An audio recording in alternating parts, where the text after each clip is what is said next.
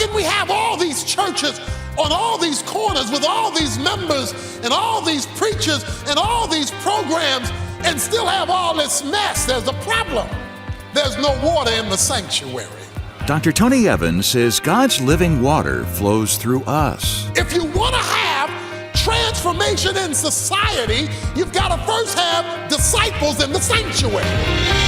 This is The Alternative with Dr. Tony Evans, author, speaker, senior pastor of Oak Cliff Bible Fellowship in Dallas, Texas, and president of the Urban Alternative. In a dry spell, like the one California has had over the last several years, people had to stop watering their lawns. But today, Dr. Evans will talk about the deadly effects of a spiritual drought and what it'll take to restore the flow of living water from God's house. Let's join him. If you look behind me and above me, you will see the OCBF stained glass mural. I'm often asked by visitors who come in, what does that mean? Let me give you the theology behind the stained glass. You see at the top a light coming down from heaven, signifying the powerful, life-giving presence of the invisible God, penetrating a dark world with the goal of reconciling it to himself. The crown refers to the lordship of Jesus Christ, circling the earth, for he is King of Kings and Lord of Lords.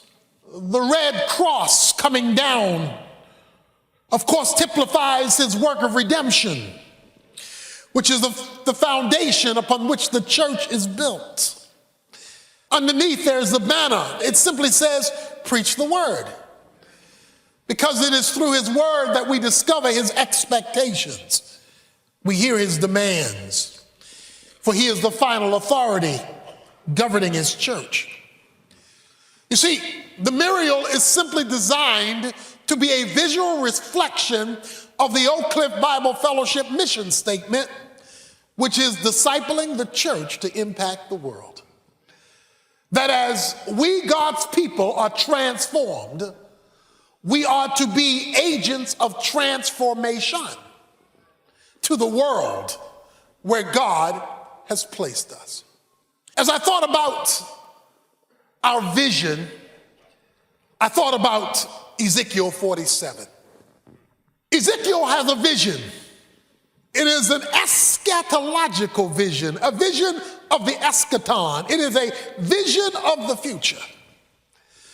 God allows him to see a day when there will be water flowing from the temple, bringing life to the Dead Sea.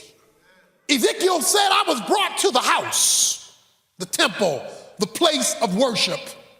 And he says in verse 1, water was flowing out of the house toward the east. In verse 8, he says the water flowed toward the eastern region. Wherever you see an emphasis on the east in the Old Testament, the east always represented movement away from God. So when you hear going east, you hear going away from God. You and I today live in a world that's gone east. The use of water in Scripture refers to the giving of life. And the giving of life is connected to the work of the Spirit. The work of the Spirit hovered over the waters, Genesis 1. Jesus says, to the one who comes to me, John 7, he shall have a well of water springing up in his heart. And it says, and to this he was referring to the Spirit. 2 Corinthians 3:6 says, the Spirit gives life. So for there to be water flowing out of the sanctuary, that meant there had to be life inside of the sanctuary. Which means, if you're going to help those who've gone east, you have to be alive yourself first. How can we have all these churches on all these corners with all these members and all these preachers and all these programs and still have all this mess. There's a problem. There's no water in the sanctuary. If you want to have transformation in society, you've got to first have disciples in the sanctuary. You got to have water that can flow out, because water has filled in. And in order to have water, you must have the full working of the Spirit's way in the life of the family of God. How can water flow down the street if it can't even flow down the aisle?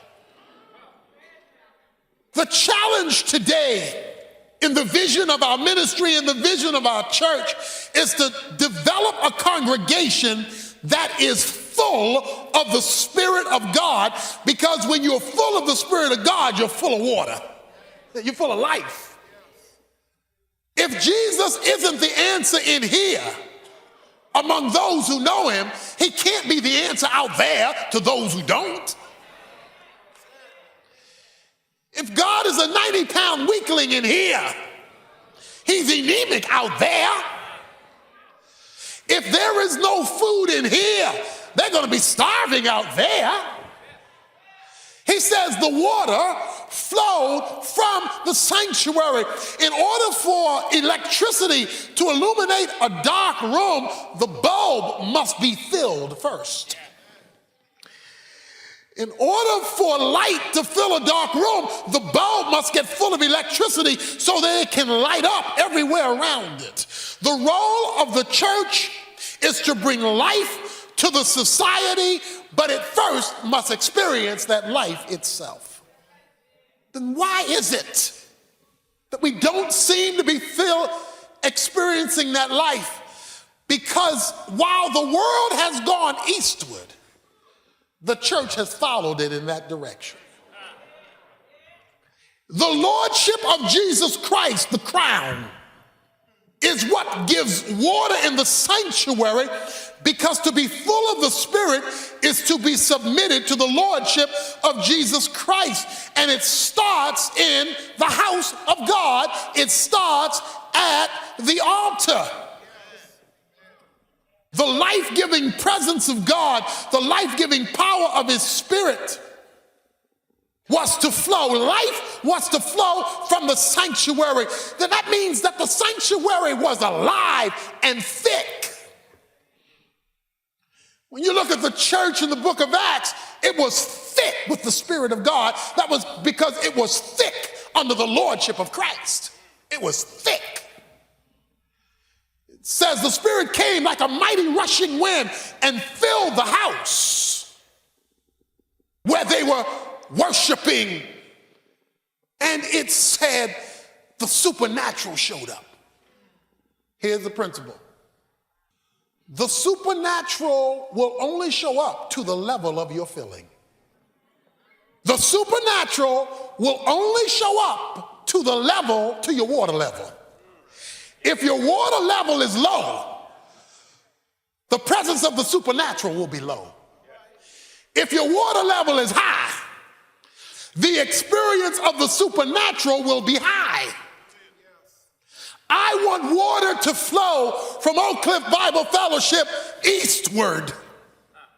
I don't want anyone else to control the life pulsating presence in this community any more than us. Not because we're somebody special, it's just that there's a lot of water.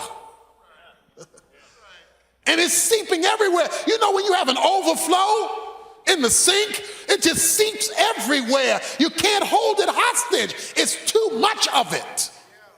He says, and the life flowed eastward, and it went toward the Dead Sea. We know he's talking about the Dead Sea because verse 11 says, but its swamps and marshes will not be fresh. They will be left for salt. That's the Dead Sea, the salty, dead, swampy water. No life, except there was life in the temple. The young man said it best. As we look forward to the future, we don't want to talk a good game. We don't just want to be able to quote scripture and say, this is what the Bible says, as important as that is, we want to talk about not only what the truth of God says, but the experience of that truth in the life of this house where the water is high. It's the difference between hearing a doctor say you're pregnant, if you're a lady, and seeing an ultrasound picture of the baby. One sounds good, but to look at it, that's a whole nother ball game. You can come here week after week, Sunday after Sunday, Wednesday after Wednesday, and it sound good. It's a whole different ball game when you get to see the picture. The water flowed, and it flowed from the sanctuary. That meant it flowed from their worship. That's why I like Zechariah 14:17. God says, where there is no worship, there'll be no rain. Authentic, God-honoring, God-following, submitting to the lordship of Jesus Christ worship. Church, God has brought us a mighty long way. We started with 10 people in our house and a dream. That's all we had. We had 10 people in a dream. Didn't have any money, didn't have any space to meet in. All we had were 10 people and a dream. We have seen God's goodness, and to God be the glory. Glad to be part of the team, but to God be the glory. We've seen his goodness. But 140 acres of land, probably $35 to $40 million worth of building, doesn't mean a hill of beans if there is no water. See, the temple only mattered because the glory of the Lord entered it. Where there was no glory, all you had was a building to meet in. Where there is no water, there is no life, pulsating presence of people submitted to the lordship of Jesus Christ. What good in a ball game is having nice uniforms, a brand new arena, if you lose all the time? You're just a good-looking loser. What good is a nice church, a nice education center, the Future Outreach Center, all the things that we dream of, if there's no water? There's nothing to flow.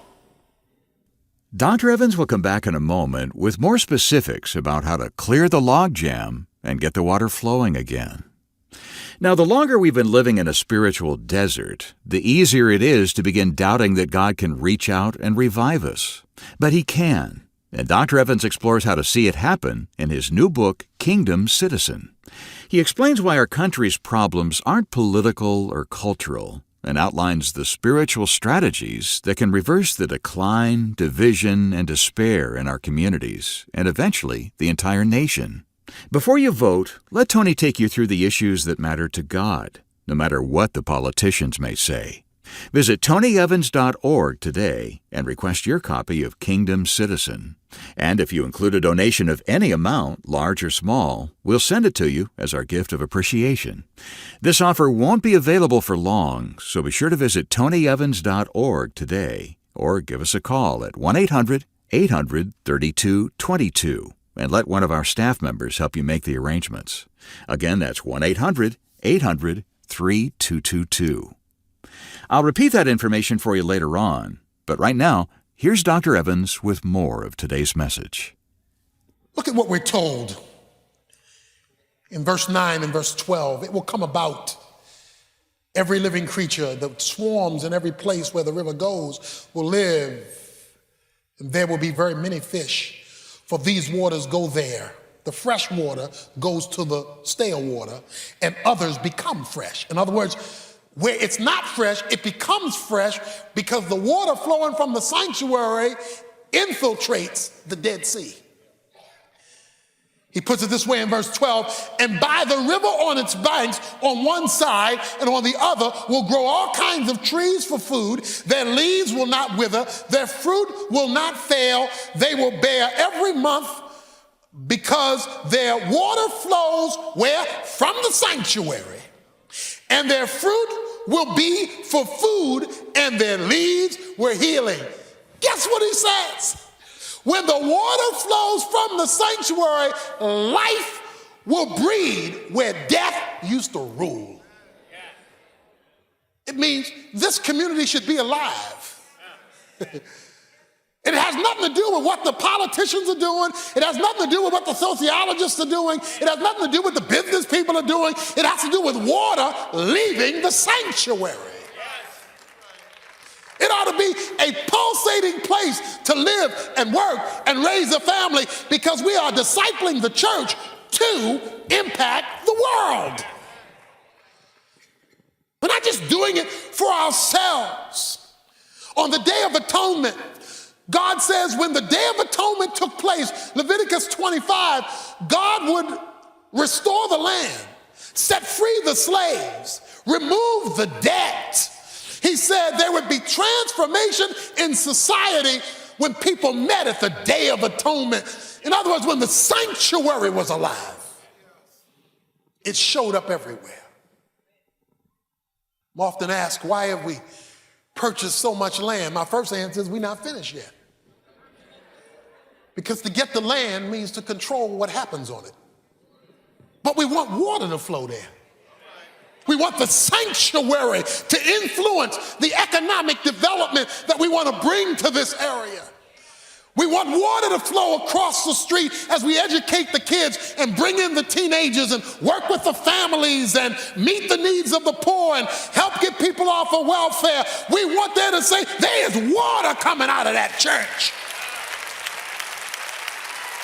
Life pulsating, life-giving water. When you light a fire in a fireplace, it's not just to heat the fireplace, it's to heat the room.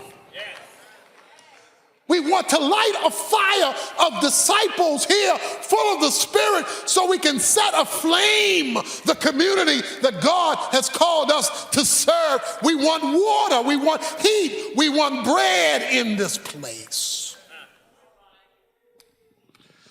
Why can evil proliferate as men move eastward? Because there's no water coming out of the sanctuary. In fact, let me make one closing point here. He says, when the water began to flow, verse 3, it reached the ankles. He says at the end of verse 3. But then he says in the middle of verse 4, then it got knee high. Then he said at the end of verse 4, it reached the loins, the waist area. Then he says in verse 5, I could swim in that bad boy. It's over my head. In fact, he says the water coming out of the sanctuary became a river. Oh my goodness. That's a whole bunch of water. Starting at the ankle, moving to the knee, moving to the loins. Now you can do your freestyle in it. He says it kept gushing and gushing and gushing and gushing. It took over. It took over the Dead Sea, and it brought all the life that was in the water to the Dead Sea, so that now the Dead Sea is swarming with fish like the Great Sea, he says, which is the Mediterranean Sea. He says it began to look like the Mediterranean, with all the life flowing from the sanctuary. You talk about being part of something exciting. You talk about being part of something that matters. You talk about being part of something that's distinct. You can always know how spiritually alive the church is by measuring its impact from ground zero. Where we gather is ground zero. I don't want it said when we all in our lives here that there was an explosion at ground zero, but nothing else shook. Nothing else was rattled. Nothing else was affected. So we want to disciple the church to impact the world.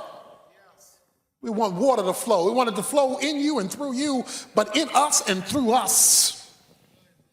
Our vision is simple, that we're never going to be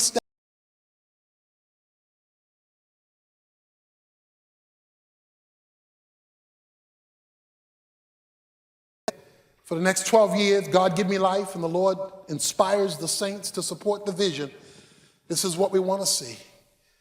If God ignites a fire in you so that you become part of the flow through the use of your time, through the use of your talents, and through the unselfish generosity of your treasures, our commitment is to make sure that the water flows to benefit others. How many bowlers do we have here? Any bowlers in the house? Pretty good number of bowlers. You know how you measure a good bowler? By their impact. Having nice form is okay. Having well-shined shoes is okay. Having a nice, smooth, shiny ball with 3 holes is okay. Having the right stance, having the right approach is okay. There's a place for shiny shoes. There's a place for a shiny ball. There's a place for the right stance. But what good is shiny shoes, a shiny ball, and the right twist and spin if it's in the gutter? What good is it? You can have a person with dirty shoes and a dirty ball who has an unorthodox style, but if they take down all 10 of those pins every time, that's the man. Because success is measured by impact. What good is a church or 6,000 members or an education building or a great vision if there is no impact? There must be water in the house that fills the house, that impacts the world. We are to disciple the church.